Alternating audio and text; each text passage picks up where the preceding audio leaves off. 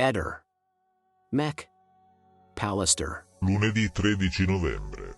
Oggi è San Diego. La frase del giorno è: una donna che vuole scendere al livello di un uomo manca di ambizione. Accadde oggi, 13 novembre 2009. La NASA annuncia ufficialmente che c'è acqua in quantità elevata sulla Luna. 2011. Mario Monti riceve l'incarico di formare il nuovo governo della Repubblica Italiana. Lo sapevi? I gatti dal pelo maculato arancione, bianco e nero, chiamati calicuto tartaruga, sono sempre femmine per cause genetiche. Ehi, non dimenticare di iscriverti a questo canale.